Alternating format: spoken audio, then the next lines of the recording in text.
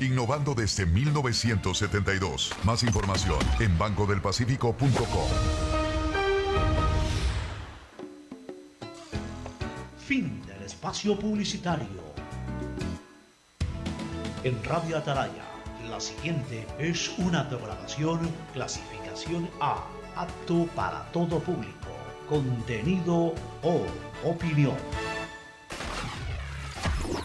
A esta hora, en Radio Atalaya, presentamos Sin Amarres. Sin Amarres es noticias.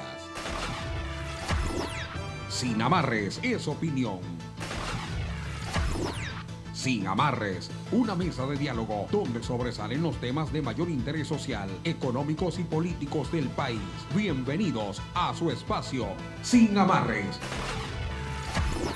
Bajo la conducción y dirección del sociólogo Stalin Poveda Granoble. En el aire.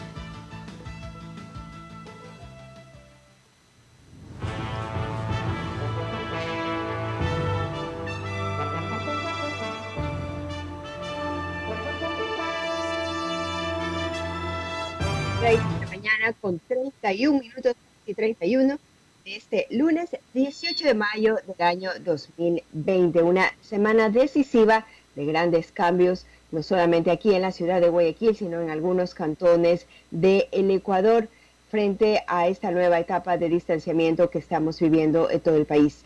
Nosotros desde por supuesto, su programa de análisis y opinión Sin Amarres, les decimos muy buenos días y gracias por permitirnos acompañarlos en este día. Tenemos importante información que analizar junto a ustedes. Pero antes, por supuesto, queremos también saludar a nuestros compañeros. Está junto a nosotros desde la sala de controles Carlitos Pacheco, que le decimos buenos días. Está conectado el licenciado Alcides Montilla y el sociólogo Stalin Poveda Granoble. Licenciado, muy buenos días. Comenzamos con su saludo. Hola, Teresa. Buenos días. Saludamos también a Stalin Poveda, el director del programa, y también a Carlos Pacheco, que está en los controles, y por supuesto a toda la amable audiencia de Atalaya que sintoniza esta radio a partir de este momento en Guayaquil, el Ecuador y en todo el mundo. Gracias por estar en esta sintonía. Reciban de nosotros un abrazo imaginario a la distancia, estimada Teresa. Claro que sí, vamos a saludar a la Granoble, a quien le decimos muy buenos días.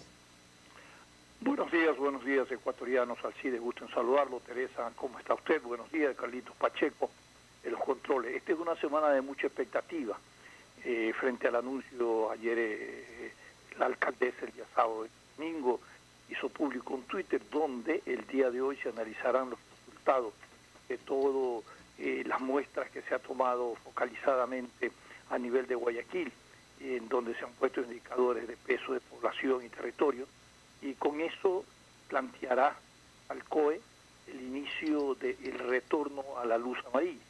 Esto pues en este día vamos a conocer cuáles son los indicadores claros y precisos que determinarán el cambio de la luz roja a la luz amarilla. Buenos días a todos. Alcides. Claro que sí. Es importante, entonces, para poder obtener un contexto de toda la información, revisar lo que nos traen también los titulares de los principales diarios que se editan a nivel nacional. Iniciamos con lo que nos cuenta Diario Expreso de Guayaquil en su página web. Dice, coronavirus, los alumnos inician clases en casa frente a un computador. Precisamente esta semana otros 100 planteles ya arrancan la jornada escolar. Por otro lado, Petroecuador busca un nuevo asegurador y se aleja de Seguro Sucre. Y también nos dice Chito Vera, el fallo de la controversia. Y esto se refiere pues también a lo que sucedió el fin de semana con Marlon Vera, este deportista ecuatoriano de artes marciales. También nos cuenta en otros temas, nos dice que la radiación ultravioleta es un aliado de las regiones de altura en la lucha contra el coronavirus. Vamos en este momento a revisar lo que nos cuenta Diario El Universo, también en su portal. Guayaquil iría a semáforo amarillo el miércoles 20 de mayo, según lo anunció la alcaldesa Cynthia Viteri. Es lo que les comentábamos al inicio, estaremos desarrollando qué contempla este posible cambio. Así también los juzgados, unidades judiciales y tribunales arrancan con despacho interno a nivel nacional desde el día de hoy. Se reanudan el despacho interno de las causas que se mantienen en trámite, una decisión tomada por el Pleno del Consejo de la Judicatura. Un tema que preocupa, pues parece que el coronavirus no detiene ni la corrupción y tampoco la violencia. 11 femicidios durante la cuarentena, incluso 2 niñas han sido asesinadas. 11 mujeres, entre ellas 2 niñas menores de 5 años, habrían muerto de forma violenta durante las últimas semanas de confinamiento en el Ecuador. Otros 2 casos fueron reportados como presunto suicidio. Sin embargo, familiares de las víctimas piden que se investigue realmente estos decesos, pues sospechan que podría tratarse también de femicidios. Vamos a otros temas que tienen que ver también con el coronavirus y la emergencia sanitaria y económica. Cambio aprobado en pago de las pensiones vitalicias alcanzaría a Rafael Correa y Jorge Glass. Esto tiene que ver con la ley que se aprobó el día viernes con 74 votos por parte de la Asamblea Nacional, la ley humanitaria, la ley de servicio público. La ley de servicio público se suprime el pago de pensiones vitalicias a exmandatarios que hayan sido sentenciados por delito de peculado, cohecho, concusión o enriquecimiento ilícito, y esto podría pues alcanzar también al expresidente Rafael Correa y al ex vicepresidente Jorge Glass. Y así también en cuanto a la ley humanitaria, la cual fue aprobada el viernes, como les decíamos, con 74 votos, se establece que durante el estado de excepción y hasta 60 días después de finalizado, todas las entidades del sistema financiero, incluidas las emisoras de tarjeta de crédito y las que tengan como giro del negocio operaciones de crédito, harán acuerdos con sus clientes para reprogramar el cobro de cuotas mensuales impagas. Sin embargo, ahora, después de que la Asamblea se pronunció al respecto, falta la decisión del Ejecutivo, quien tiene 30 días para allanarse o para vetarla con los cambios realizados. Precisamente vamos a revisar lo que dice Diario El Comercio al respecto, que recoge el pronunciamiento de gremios, quienes hacen observaciones a esta ley de apoyo humanitario, pues los sectores productivos califican de positivo el proyecto legal, aunque creen que el texto aún puede hacerse mejoras. Un aspecto que argumentan los gremios es algunos temas de la nueva ley están contemplados en el Código de Trabajo, como la reducción de jornada y de vacaciones, pero con características distintas, lo cual podría generar contradicciones legales, advierten. Seguimos con la revisión de Diario El Comercio. También nos dice 10 cantones más dicen que se alejan del semáforo rojo. Lo anunció la ministra de Gobierno, María Paula Romo, quien el día de ayer también dijo que a través del Comité de Operaciones de Emergencia Nacional se estableció nuevos horarios de toque de queda para cada color de semáforo. Así, las actividades autorizadas se desarrollarán por más tiempo y se evitarán las aglomeraciones. Cuando un cantón decida cambiar al amarillo, el toque de queda se regirá desde las 21 horas hasta las 5 de la mañana del día siguiente. En cambio, si el municipio pasa a verde, comprenderá desde las 24 horas hasta las 5 de la mañana del día siguiente. Desde esta semana, 10 cantones más dejan el semáforo en rojo, mientras otros municipios aún deciden el cambio. En Guayaquil, como les decíamos, se revisará esta situación el día miércoles, que lo anunció ya la alcaldesa. Mientras tanto, en nuestro cantón vecino, en San Borondón, se aprobó ya con anterioridad las ordenanzas para la reactivación de diferentes sectores, como el control de tránsito. A través de un comunicado, el COE de ese cantón informó que los servicios de transporte Sambo Trolley será gratuito de lunes a sábado. Y el día de hoy, lunes 18 de mayo, les recordamos que circulan a nivel nacional los carros cuyas placas terminan en 1 y 2, y también en los cantones que están en amarillo en 1, 2 y 7, estimado sociólogo. Muchas gracias, Teresa. Se ha experimentado de alguna manera una especie, para uno, en su gran mayoría, de expectativa mezclada con alegría, el anuncio del retorno para el día miércoles, a nivel de Guayaquil, que se sumaría a uno de los cantones. Hoy, por ejemplo, 10 cantones más, incluso San Borondón, estará en el semáforo amarillo.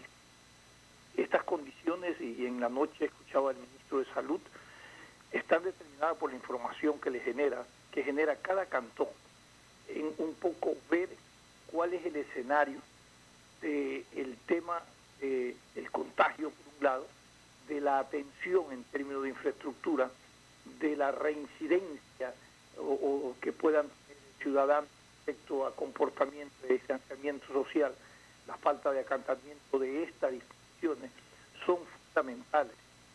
La disciplina comunitaria, social, es fundamental en esta fase del semáforo amarillo, es fundamental. Pero junto a esto también los acuerdos en el orden laboral, en el orden comercial, en el orden financiero, en el orden también de inquilinato, acuerdos sociales, los compromisos de orden comercial, son también importantes.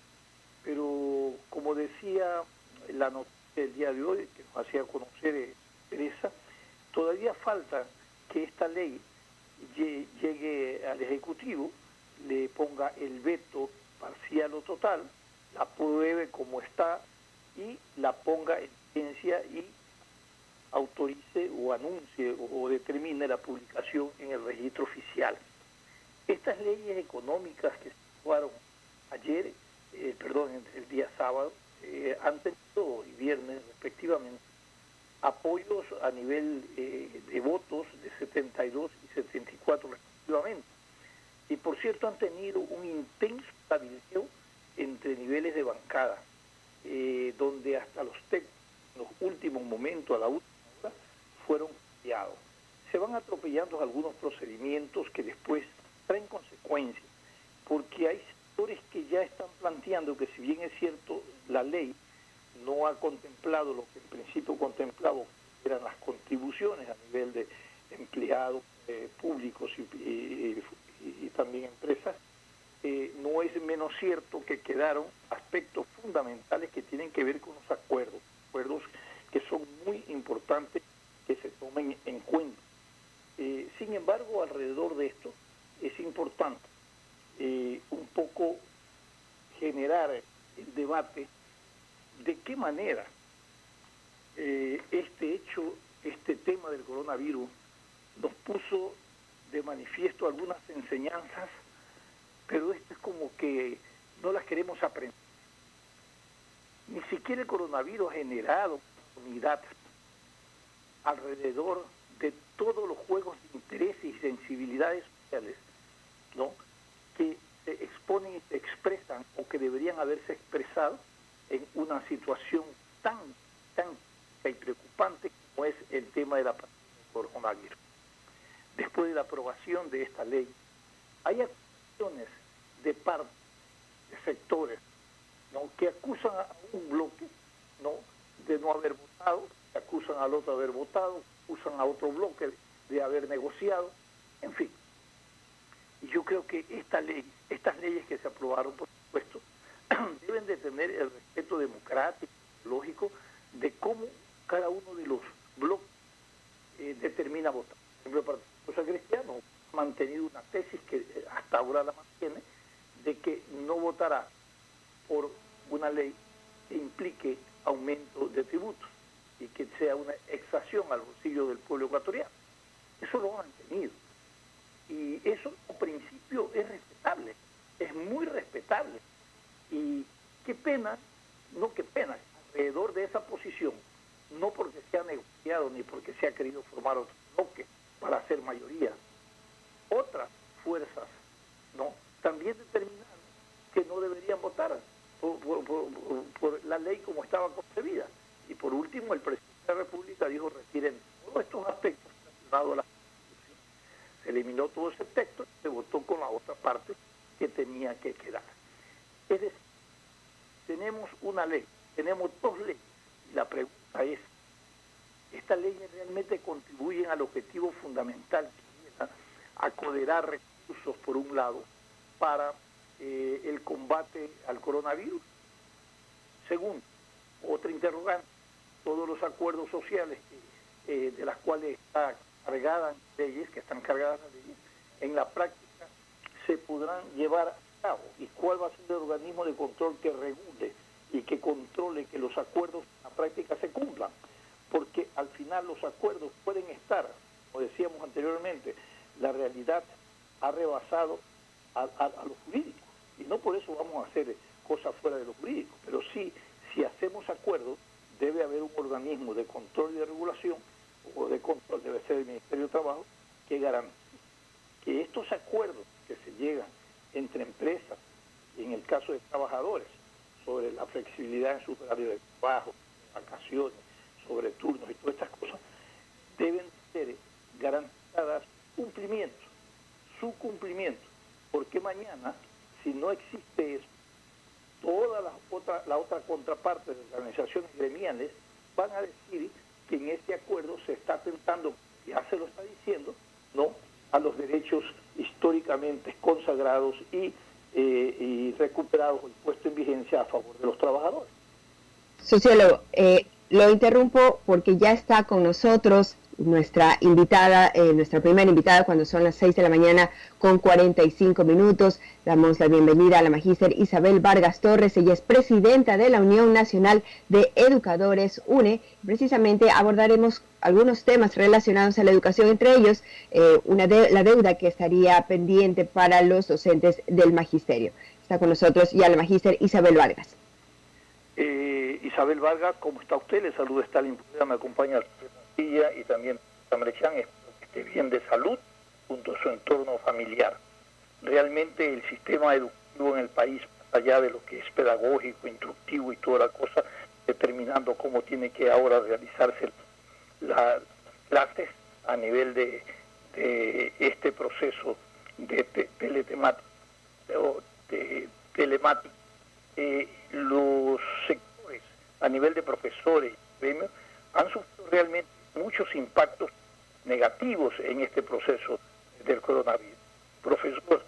Profesores que no reciben su nombramiento, dineros que se pagan. ¿Y cuál es la posición que ahora tiene el gremio respecto a todos estos déficits a nivel de gobierno?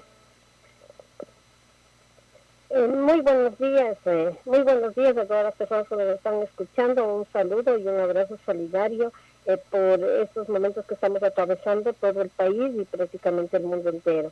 En cuestión educación, el gobierno realmente nos queda debiendo, puesto que al inicio de la pandemia se declaró en emergencia ya la educación, y eso se ha agudizado justamente en estos meses que hemos visto cómo pues esta enfermedad, este contagio, este coronavirus, pues se ha ido realmente con saña contra los más pobres, obviamente por las malas políticas desde el gobierno nacional. En cuestión de educación hay una discriminación a 2.500.000 estudiantes que no tienen las herramientas telemáticas, y en esas condiciones se pretende dar un inicio de clases en el sector costa y en el sector Sierra y Amazonía, dar por terminado el año lectivo. En la Sierra y Amazonía obviamente se tenía avanzado hasta el 75% en lo que es la parte curricular.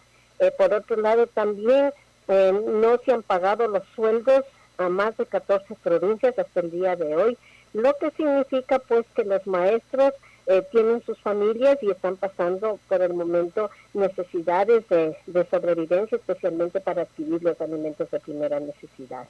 Entonces, este panorama realmente no ayuda a la calidad de la educación, no ayuda a la continuación de la educación como tal. Perfecto. ¿Cuáles son los haberos que le debe el Estado, el gobierno, a los profesores? Son alrededor de $60 millones que debería depositarlo a los maestros de más de 14 provincias del país. En cuanto a sueldos, en cuanto a los estudiantes, pues nosotros hemos hecho una propuesta de que se entregue las herramientas telemáticas y que el Internet sea liberado para que la comunidad educativa pueda ampliar la cobertura para que las clases sean entregadas o que se llegue a la mayoría de los estudiantes, pero lamentablemente esto no se ha hecho. Además de eso, en lugar de invertir en educación, lo que se ha hecho es hacerle un recorte de 300 millones. ¿Eso qué significa? Que los niños de 3 a 4 años saldrían del programa SAFI, Eso significa que 145,000 estudiantes de alfabetización y posalfabetización ya no tienen acceso al estudio. Significa que más de 6,000 docentes han sido desvinculados, despedidos del sistema educativo. Esto, pues, en lugar de ayudar a salir de la crisis, más bien nos está perjudicando. El gobierno ha manifestado que la educación es un gasto. Le decimos no.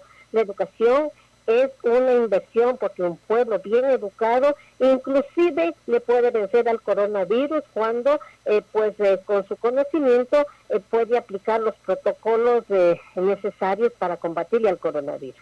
Correcto.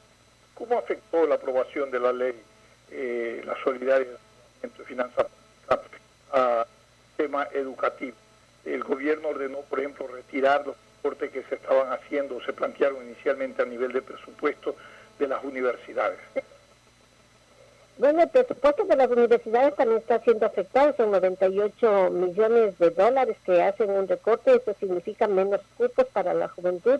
Esto implica que se aumentará los niños, los jóvenes que no estudian ni trabajan. En cuanto a la ley de finanzas, las dos leyes las consideramos inhumanas. La una, la de apoyo humanitario, porque esclaviza el trabajo. Y esto, claro, que afecta a la educación, porque quienes están en las escuelas públicas son los hijos de los trabajadores, los hijos de los obreros, quienes están siendo afectados directamente con esta situación que beneficia solamente a los empresarios. La ley de ordenamiento de finanzas públicas afecta al IES, en donde pues están afiliados los trabajadores, los obreros, los maestros, todos los trabajadores del país, y prácticamente se les está entregando en bandeja de plata los recursos financieros. En su artículo 4 lo dice claramente, que serán administrados de acuerdo al Plan de Desarrollo Nacional, es decir, por el Ministerio de Finanzas.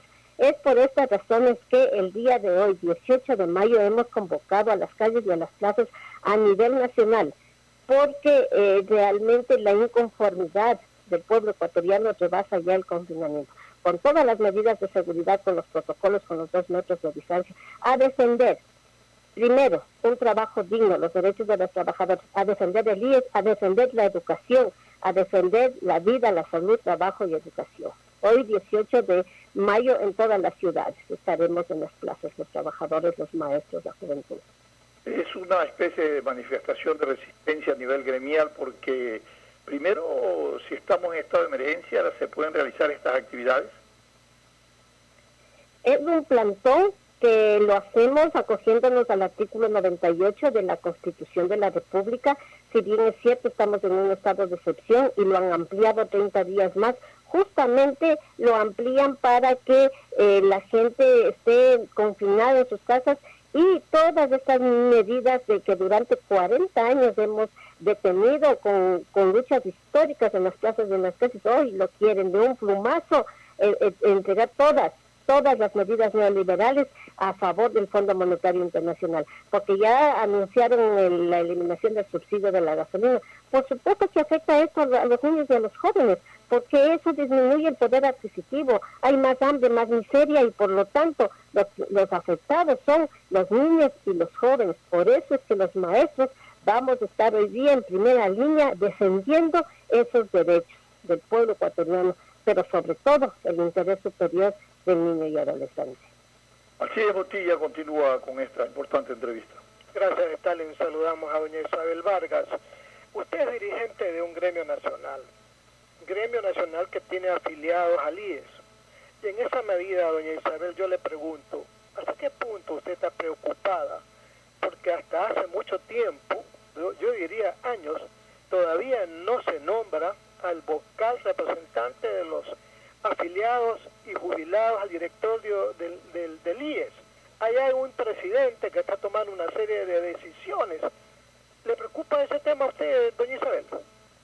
Por supuesto que nos preocupa, y nosotros como organización gremial que de 169,000 docentes que están afiliados, los trabajadores, los obreros, hemos solicitado al CNE que convoque a elecciones para justamente nombrar el delegado de los afiliados. Imagínense, el Instituto Ecuatoriano de Seguridad Social, siendo de los afiliados, siendo patrimonio de los trabajadores, no tiene su representante. Entonces, eso hemos exigido. Hemos pedido también a la Fiscalía que todos los actos de corrupción de estos últimos tiempos, de los anteriores, como los que fueron denunciados a Richard Espinosa, sean castigados con todo el rigor de la ley y sobre todo devuelvan ese dinero. Por otro lado, también condenamos y rechazamos al actual presidente del directorio del Instituto Ecuatoriano de Seguridad Social, puesto que se debe investigar si tiene la probidad suficiente para estar en el puesto que está. Entonces, Jorge Guates representa a la derecha, representa al gobierno y la superintendencia de bancos tendrá que revisar bien su currículum. Por eso, pues nosotros desde la Unión Nacional de Educadores, desde el Frente Unitario de Trabajadores, desde el Frente Popular, condenamos la situación del IES, porque son estos tres elementos que le acabo de mencionar, y aparte de eso, lo que está en la Ley de Ordenanzas y Finanzas Públicas, en donde se dice que el IES pasará a ser garantía de los préstamos tanto del exterior como del interior. Es decir, el IES está en manos del Fondo Monetario Internacional con las debidas consecuencias. Por eso es que debemos defenderlo, porque defender al IES es defender la vida de los trabajadores. Ahí es donde van a parir nuestras compañeras trabajadoras obreras, nuestras compañeras maestras. Todas las trabajadoras dan a luz en el IES. Todos los trabajadores nos hacemos atender en el IES. Todos los trabajadores en una necesidad hemos hecho un préstamo quirogafario. Hemos adquirido nuestras viviendas con préstamos hipotecarios. Nos jubilamos y nos dan una pensión jubilar y también nos atienden cuando nos morimos. Por eso es que el IES nos ve nacer y el IES nos ve morir, nos asiste. Por eso es necesario que el pueblo ecuatoriano hoy día salga a las calles a defender al Instituto Ecuatoriano de Seguridad Social y también a defender los derechos de las trabajadoras. Presentaremos en el futuro una demanda de inconstitucionalidad respecto a la flexibilización laboral y respecto a la ley de ordenanzas públicas. Le ruego que en cualquier rato lea el periódico, porque ahí hay una declaración del actual gerente del IES, el señor Troncoso, Vinicio Troncoso. Él habla de que dinero para pagarle a los jubilados hay para 4 meses, doña Isabel, 4 meses. Nos vamos a quedar impagos los jubilados, me incluyo yo. ¿Qué harán ustedes como gremio nacional, doña Isabel?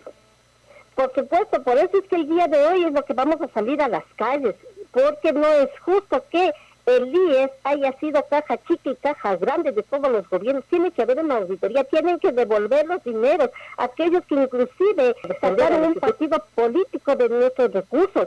El IES tiene dinero, lo que pasa es que está mal administrado. El Estado todavía no le paga el 40%, le debe, solo le ha pagado el 28% respecto para lo que es las pensiones. Entonces aquí nos convoca este llamado a salir a las calles, al plantón del día de hoy, nos convoca a todos, nos convoca a los afiliados activos, nos convoca a los afiliados jubilados, incluso aquellos que están por graduarse, están por ingresar al campo laboral, porque el IES debemos defenderlo. Troncoso bien lo ha dicho, que solamente que esta crisis ha ahondado más y acelerado más la crisis del IES. Pero nosotros debemos defenderlo. Por eso es que vamos a presentar la demanda de inconstitucionalidad. Doña Isabel, la última pregunta. Hoy inician clases algunos colegios privados en la costa, son como 98, pero el 1 de junio van a iniciar clases los fiscales con la modalidad online. Los maestros fiscales ecuatorianos están capacitados para dictar clases online. Los maestros ecuatorianos estamos capacitados para utilizar las herramientas online, pero la pedagogía online es muy diferente a la que están aplicando ahorita en el Ministerio de Educación en la región Sierra. Por otro lado, nosotros decimos que la educación no debe ser una élite solamente para los que tienen las herramientas telemáticas, sino que tiene que abarcar al 100%. Son más de 3.500.000 estudiantes a nivel nacional, de los cuales solamente el 28% tiene acceso a ello. El Estado debe garantizar la educación para todos. En esas condiciones, pues el año lectivo puede iniciar. Mientras un estudiante sea discriminado, pues la educación realmente no va para adelante, sino que se está quedando estancada. En Internet, ¿cómo van a estudiar online a partir del 1 de junio, doña Isabel? Por la misma razón, la educación online no es como se lo está haciendo al momento. Nosotros tenemos que estar con los chicos de una manera sincrónica, asincrónica, y pues a través de herramientas telemáticas, como el ministerio lo establece, no se garantiza la educación, porque pues solamente es un cúmulo de conocimientos de la parte teórica, pero no se está viendo la parte al otro lado de la pantalla. Nosotros, ¿qué está pasando con el niño, con el estudiante al otro lado? ¿Está aprendiendo o no está aprendiendo? Es decir, y sobre todo la discriminación, que solamente el 28% tengan acceso a esas herramientas, pues ya les dice realmente que este plan educativo COVID es un fracaso. Sí, agradecemos, doña Isabel, por habernos atendido. Estimado Stalin. Sí, antes, gracias, doña Isabel, por esta que ha dado este contacto telefónico. Antes de ir a los anunciantes sobre el tema que tú has planteado, me parece muy interesante, la calidad del IES, la sábana, esto no es un problema que es necesario la participación de los jubilados. Esto es un problema estructural. ¿Hasta cuándo se pregunta, por ejemplo, IES, un botín político? Hay que corregir esa historia. ¿Hasta cuándo uno se pregunta que un deudor, que es el Estado, a los recursos del IES, siga siendo miembro del directorio? ¿Hasta cuándo los fondos del IES son chicas del gobierno para cumplir sus déficits fiscales? ¿Y hasta cuándo no se revisa esta ley, la ley de seguridad social, a beneficio de todos quienes son dueños de esta institución, que son los trabajadores y que son también los aportes que dan los empleadores? Vamos con los anunciantes, mi querido Alcide. Antes de ir con los anunciantes, cuando son las 7 de la mañana con 1 minuto, les recordamos que en Guayaquil el día de hoy comienzan lo que se ha denominado las rutas por la reactivación. Son más de 50 líneas de transporte público que regresarán paulatinamente a las calles mientras se mantiene la emergencia por el coronavirus. Esto después de que la Autoridad de Tránsito Municipal emitió el viernes pasado el trazado de los recorridos que abarcan sectores del norte, sur y centro, y se tomó esta decisión para apoyar también el retorno que están haciendo progresivamente algunas industrias y comercios al área laboral. La transportación se hará de manera paulatina, pero también se deberán cumplir con desinfección permanente de las unidades para evitar la propagación del virus y así también tener un aforo mínimo de usuarios. Se mantendrá que no vayan demasiado llenas las unidades para evitar el contagio. 7 de la mañana con 2 minutos. Nos vamos a una pausa comercial, pero enseguida regresamos con más de su programa Sin Amarres. Este es un programa de opinión, categoría O, apto para todo público. El siguiente es un espacio publicitario apto para todo público. En EMAPAC sabemos que son momentos difíciles, por eso aquí estamos. Son más de 50 días que seguimos trabajando incansablemente junto a la operadora por nuestra ciudad. 50 días de servicio durante la emergencia sanitaria. 50 días entregando agua potable de calidad. 50 días de mantenimiento y tratamiento de aguas servidas. 50 días trabajando en las condiciones más difíciles. 50 días días ininterrumpidos de llevar esperanza a todos los guayaquileños, porque cuentan con nosotros. La Alcaldía de Guayaquil y EMAPAC no se detienen. En el día tocamos todo y estamos expuestos a que nos toque alguna enfermedad. Por eso tienes que lavarte las manos con agua y jabón constantemente para evitar el contagio. Tienes que llevar un gel antibacterial donde vayas para que no tengas que preocuparte del COVID-19. Tienes que prevenir para que no tengas que preocuparte. Llegan buenas noticias para los vecinos del sector de Monte Sinaí, gracias a la solidaridad de la Alcaldía de Guayaquil. Mientras dure la emergencia sanitaria por el coronavirus, la alcaldesa Cintia Viteri dispuso a la concesionaria no cobrar por los tanqueros de agua potable dentro del plan Aguas del Sinaí. Esta medida beneficia a alrededor de 150.000 personas de escasos recursos, porque el agua es vida y es salud. En estos difíciles momentos, la alcaldía y EMAPAC están junto a ti y tu familia. En esta época, la mejor cura es prevenir. Evitemos salir a espacios públicos y tener contacto con más personas. Quedémonos junto a nuestra familia en casa. Es responsabilidad de todos evitar el coronavirus. No lo hagas solo por ti, hazlo por tu familia. Quédate en casa. Alcaldía de Guayaquil. Ante situaciones de emergencia como la que estamos viviendo en el país, tenemos que ser solidarios. Por eso la Alcaldía de Guayaquil ha dispuesto no suspender el servicio de agua potable a los domicilios por 2 meses. Asimismo, se ha dispuesto a Interagua que las planillas de febrero y marzo sean prorrateadas a 6 meses, a lo que se suma la inmediata reconexión del servicio a los domicilios que se les haya cortado durante el mes de marzo. El agua es vida y el alcantarillado es salud. Por eso es importante que todos hagamos uso racional del agua. La Alcaldía de Guayaquil y EMAPAC están junto a ti y tu familia. Juntos lo lograremos. Parece que la Tierra nos está dando un mensaje. Es la primera vez que todos, sin excepción, estamos totalmente expuestos a un virus que ha cambiado nuestras vidas, que nos ha obligado también a cambiar la forma de cómo la vemos. Es momento de encontrarnos a nosotros mismos y reflexionar que cada una de nuestras acciones pueden repercutir en la vida de alguien más.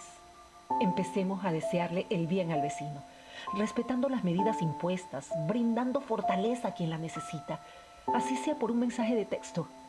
No salgamos de casa, mantengamos la distancia porque solo así pronto estaremos más cerca de quienes queremos. Se vienen tiempos difíciles y momentos de incertidumbre. Por eso les pido de corazón, seamos mejores juntos, porque si sale bien para uno, saldrá bien para todos. Alcaldía de Guayaquil. Fin del espacio publicitario. Usted está escuchando un programa de opinión, categoría O, apto para todo público. Sin amarres, una mesa de diálogo donde sobresalen los temas de mayor interés social, económicos y políticos del país. Sin amarres, bajo la conducción del sociólogo Stalin Poveda Granobles.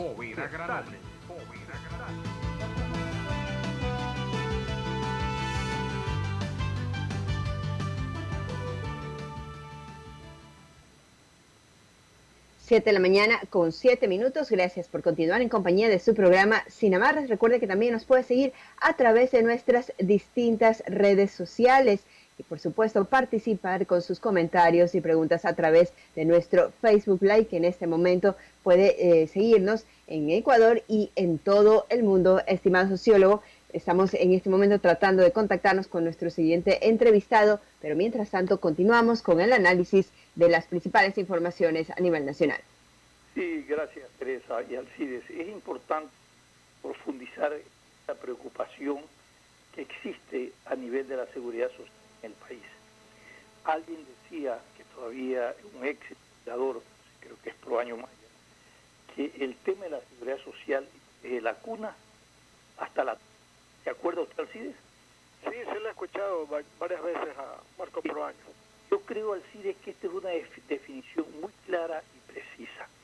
Y si se trata de la vida, ¿no? Y si se trata de proteger aquellos derechos que tienen que ver con la etapa del caso del jubilado, con los aportes que dan los ciudadanos con relación de dependencia, los aportes, y también otros individuales, porque son afiliados también individualmente, se trata entonces de proteger y administrar sigilosamente estos recursos. Y algunas interrogantes al cierre de la primera etapa del programa que nosotros decíamos. Y lo vuelvo a repetir, el Estado es el máximo deudor del IES. Y usted se pregunta, ¿puede tener a usted a un tramposo, a alguien que no paga, tomando decisiones con voz y voto en el seno de un directorio, justo a quien le debe y por quién, por no pagarle, no tiene déficit en los servicios de salud? Es imposible, esto no ocurre. Esto no ocurre en las condiciones normales.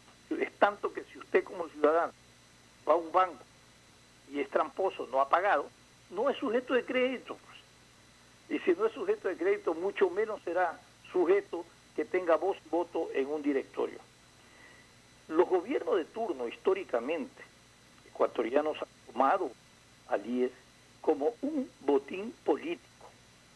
Y no solamente como un botín político, sino que ha sido la caja chica de los gobiernos cuando tienen que meterle la plata a la seguridad social para cubrir sus déficits en el orden fiscal, producto de la mal manejo de estos recursos.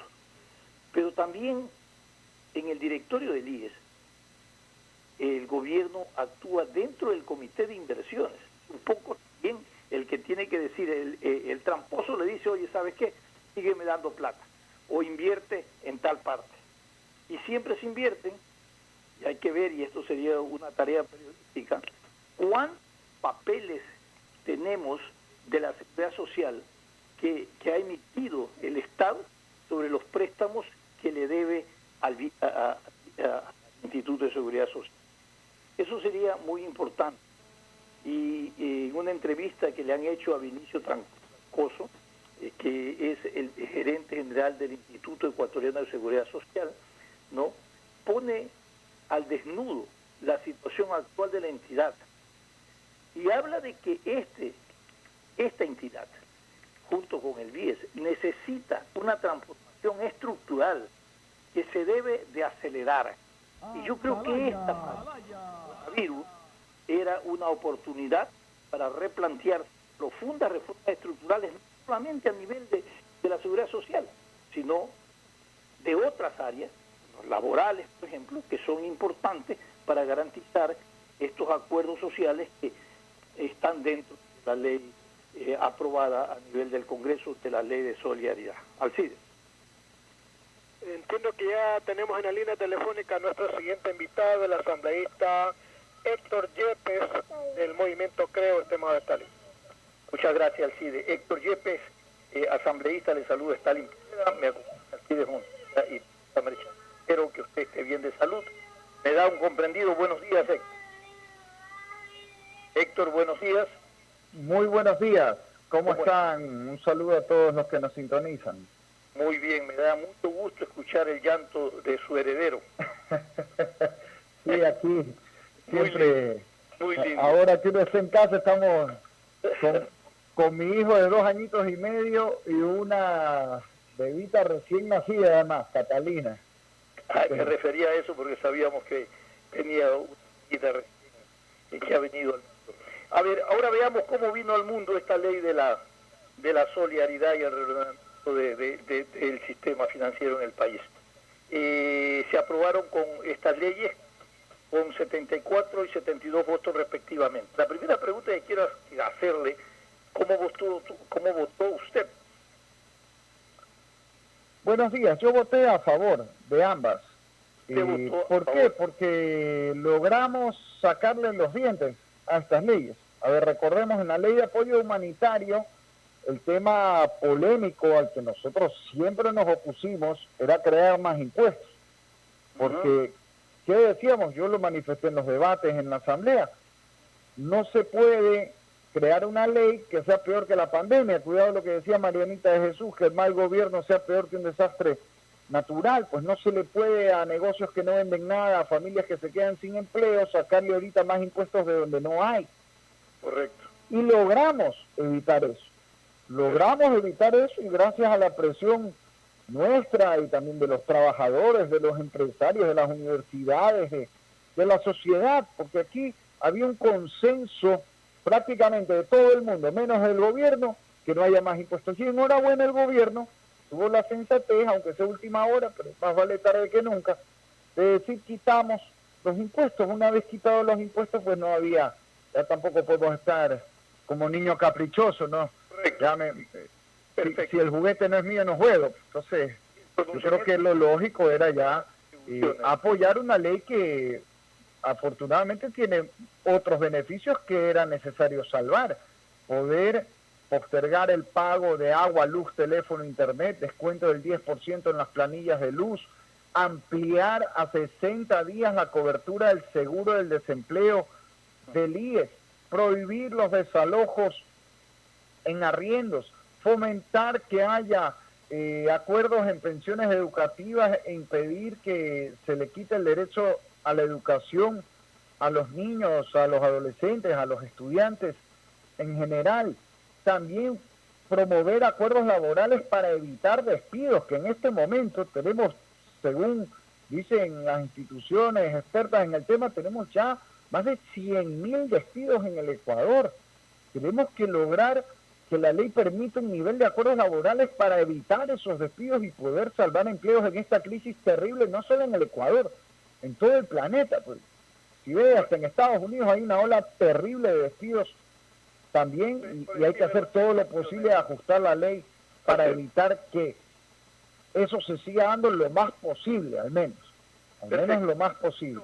A ver, asambleísta, quiero preguntarle, cuando anuncia el presidente que se retira el capítulo relacionado contribución, ¿eso dio paso a conformar esta mayoría como lo hizo público la ministra de Gobierno, María Porta? Totalmente, pues sí era lo que nosotros habíamos dicho. Es que no podemos ser incoherentes. A ver, nosotros ¿qué dijimos, señores? Estamos a favor de los beneficios que la ley otorga, que los acabo de describir algunos rápidamente. ¿Cómo puedo votar en contra de que se prohíba desalojar a una persona ahorita de un arriendo y no ayudar a una familia para que no se quede en la calle? Ya, pero dígame, ¿qué es lo que dijimos? Dos opciones. A ver, el fondo monetario, hay que era un capítulo especial de esta ley, fue eliminado. Estos eran los recursos y la justificación y las motivaciones del gobierno que necesitaba dinero para enfrentar el coronavirus. Ahora no necesita de esto a través de la ley. ¿Cómo lo está haciendo el gobierno? ¿Cómo va a acelerar, además de garantizar que el empleo, que me parece muy interesante en la ley humanitaria, acuerdos sociales, laborales, trascendentes? Pero el gobierno, ¿de dónde le queda opciones para tener recursos para enfrentar todavía el tema de la pandemia? A ver, primero desmitifiquemos esto. ¿Eh? El gobierno, en la última versión de la ley que contemplaba impuestos todavía antes de que lo saquen, gracias a Dios, con eso habría recaudado supuestamente poco más de 500 millones de dólares. El déficit son 10.000 millones de dólares. Es decir, si se aprobaba esa ley con los impuestos, no se iba a cubrir el hueco. Apenas era el 5% del hueco. Entonces, eso no se justificaba, el problema no se iba a resolver. Y enhorabuena que sacaron esos impuestos para ahorita no golpear aún más a las familias y a los negocios que no están vendiendo nada cuando hay que salvar vidas y salvar empleos. Yo creo que el gobierno debe, primero, reducir el aparato del Estado en lo innecesario. Segundo, redirigir el Estado hacia atender la emergencia, que es lo que permite un estado de excepción, pues para eso es. Déjeme ponerle un ejemplo. Ahorita el Ministerio de Cultura, que puede haber dudas de si en época normal debe existir o no, pero digamos que sí. Sin duda en media pandemia no tiene razón de ser, pues. Entonces, o lo elimina durante la emergencia o utilice los edificios, el personal, todos los recursos para atender la emergencia, para salvar vidas, con salud, con alimentación, para salvar empleos. Eso es lo que hay que hacer con todo el aparato del Estado, salvo salud y educación, que son los dos aspectos intocables según la Constitución, incluso en estado de excepción, y ahí más bien hay que rechazar que donde sí quieren cortar es donde la Constitución prohíbe y donde es una barbaridad, que es la educación. No puede ser que aquí este gobierno, que parece que se ha ensañado con Guayaquil, porque, disculpen, aquí autorizaban partidos de fútbol cuando ya teníamos casos de coronavirus y hubo entre varios partidos 45.000 personas metidas en estadios en el mes de marzo. Encima ahora el mayor recorte a las universidades es a la Universidad de Guayaquil, 12 millones de dólares, el mayor recorte de todo el país es a la Universidad de Guayaquil. Por favor, ya parece que quieren hacerle más daño que los piratas a nuestra ciudad. Veamos la aplicación de las medidas solidarias para el bienestar social y la reactivación productiva. Muchos de estos están en la línea de los acuerdos entre empresarios y trabajadores, ¿no? Y la pregunta es, ¿qué sostiene estos acuerdos? Si no ha habido una reforma a tema laboral que garantice que estos acuerdos en la práctica se cumplan.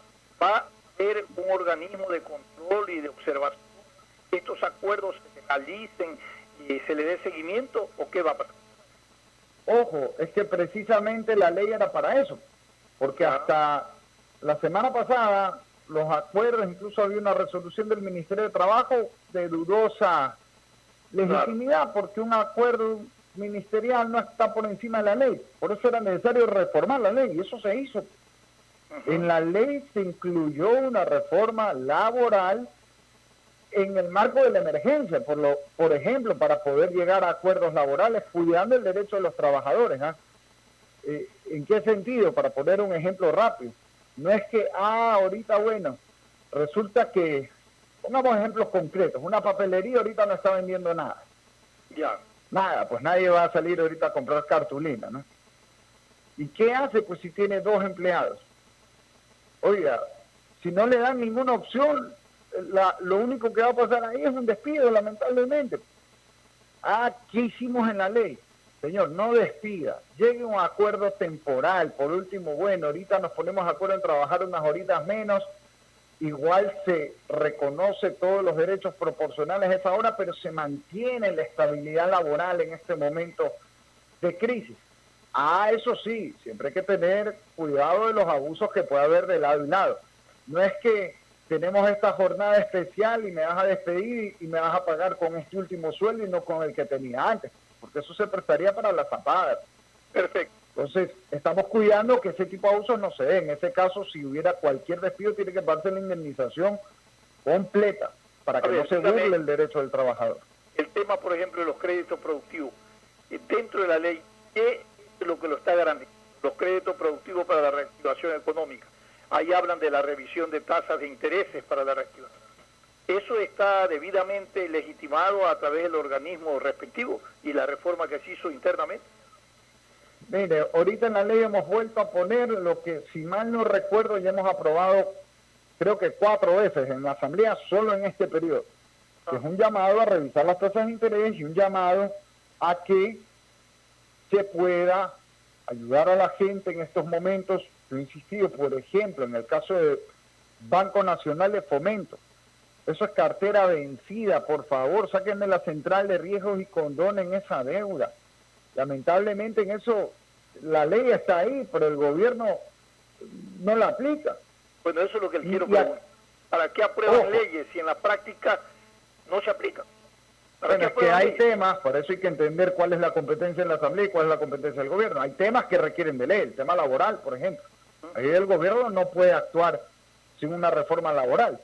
Pero en el tema de crédito, el crédito se da con plata, pues no con artículos de la ley. Pues la ley puede decir 500.000 maravillas, pero si usted no tiene $1 para prestar, ¿de qué sirve el bla bla? O sea, en el tema de crédito, por eso distingamos las cosas.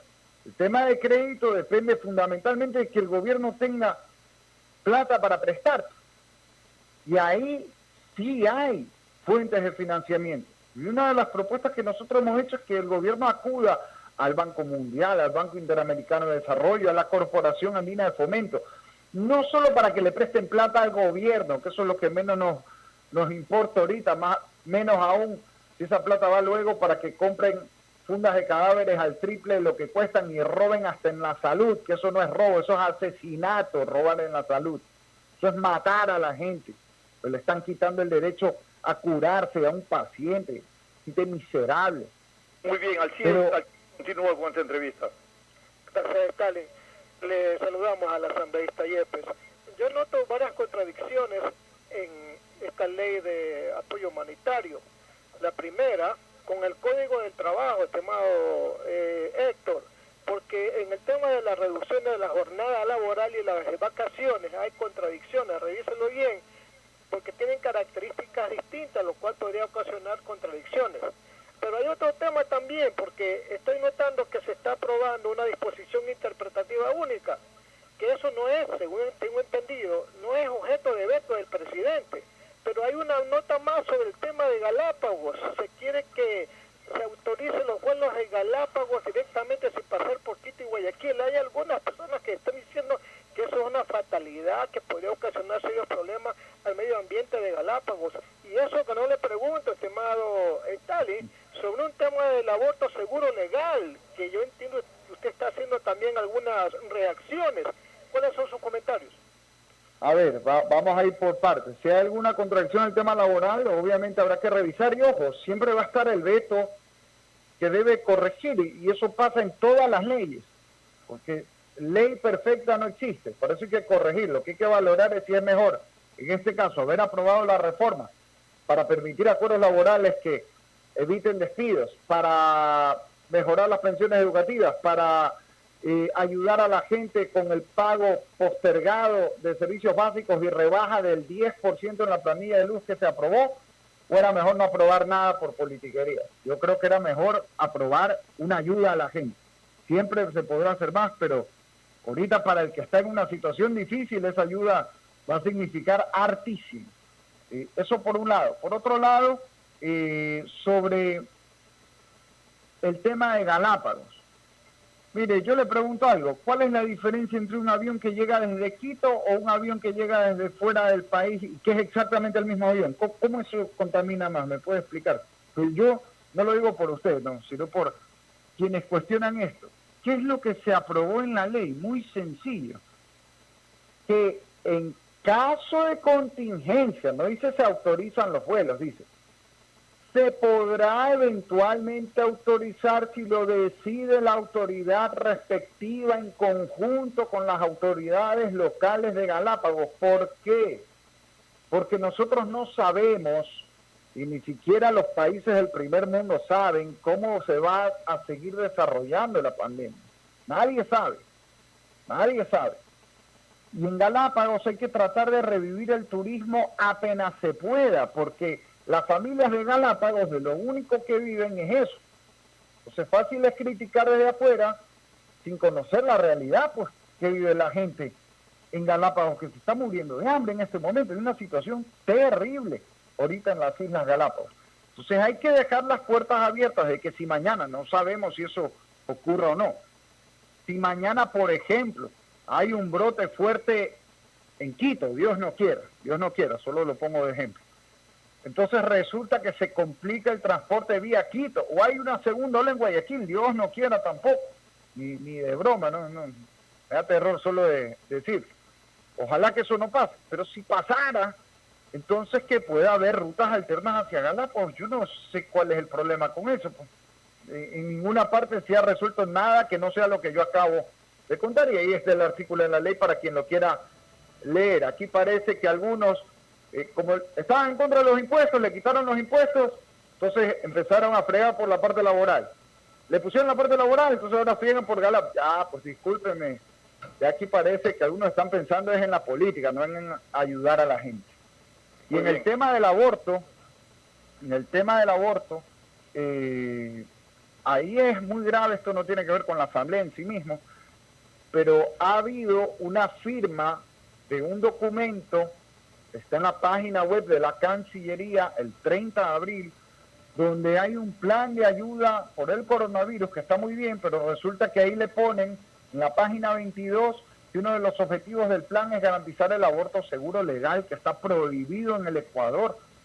Y en la Asamblea ya tuvimos este debate y la postura provida, que es la que yo abandero, también es la que ganó democráticamente. Impedimos que se legalice el aborto, hemos defendido la vida de la concepción y la mayoría defendió eso.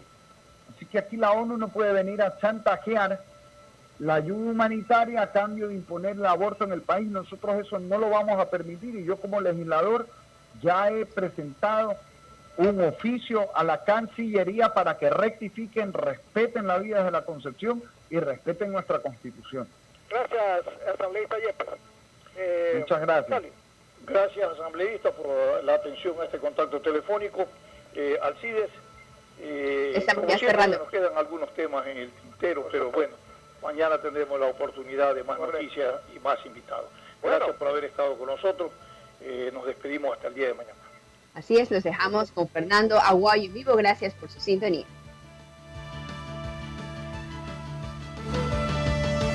Sin amarres. Una mesa de diálogo donde sobresalen los temas de mayor interés social, económicos y políticos del país. Sin amarres, bajo la conducción del sociólogo Stalin Poveda Granobles. El siguiente es un espacio publicitario apto para todo público. En EMAPAC sabemos que son momentos difíciles, por eso aquí estamos. Son más de 50 días que seguimos trabajando incansablemente junto a la operadora por nuestra ciudad. 50 días de servicio